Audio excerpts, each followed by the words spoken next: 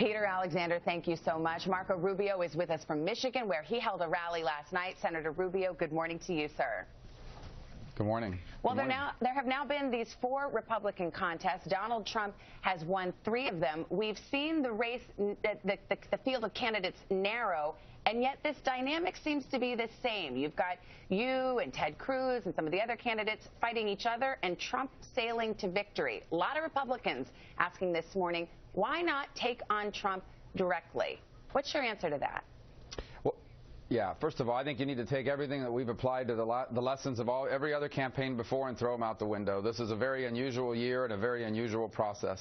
And the Nevada caucuses, by the way, are atypical. I respect Nevada very much, but last night that process was just different than the rest of the country. Here's the bottom line fact. The vast and overwhelming majority of Republicans do not want Donald Trump to be our nominee. And that's evidenced by the fact that your own poll last week showed that if it came down to me and Donald Trump, I'd beat him by almost 16 points. So what we have now is a dynamic where as long as there are 4 people running, dividing up the non-Trump vote, you're going to get results like what you saw last night. And so the sooner we can get this race narrowed down, I think the easier it's going to be to stop Donald Trump and defeat him. But in point of fact, some candidates have dropped out. Sorry to interrupt, but some candidates have dropped out. And actually what we've seen is Donald Trump grow his numbers. I know you say Nevada is an outlier, but he got 46% of the vote last night.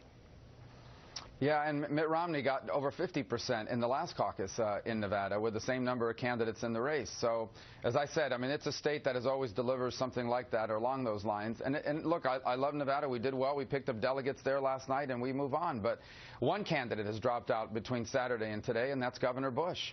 I think you'll see more of that happening over the next few days and weeks. And as that happens, I think we're only going to get stronger. You've already seen a growing number our effort. We're the only one in this race that can unite the Republican Party and grow it, which is how we're going to win this election in November. Senator Rubio, I'm channeling a lot of Republicans and conservatives who like you and support you but have grown increasingly frustrated that you're not specifically going after Donald Trump and that you see more focus on Ted Cruz. Their concern seems to be that by the time you get rid of Ted Cruz, if that is in fact the strategy, it'll be too late. Donald Trump will have too many states and too many delegates. Why not go at Donald Trump right now? Well, first of all, I haven't heard that, and I talk to people all day. I go to rallies all the time. I don't have any voters begging me to attack anyone. Second, I understand, I think that's a media narrative. A lot of people in the media want to see Republicans attacking each other because it makes for good television. I'm not in this race to attack any Republican. I'm more than happy to show differences. Forgive the interruption, Senator. No, but I'm more than happy to show differences, and we've been able to do it. Well, I'm responding to Ted Cruz. That's different. If I'm attacked, I'm going to respond and set the record straight. In the case of Ted Cruz, he has now repeatedly made things up about me, and we've had to clear the air on those things and point to the fact that he's making things up. But if you recall in the last debate, Donald Trump said George W. Bush is responsible for 9/11. I corrected him in a very firm way in front of the entire nation. So when instances like that arise, I will not hesitate to point out to our differences or things that I disagree with.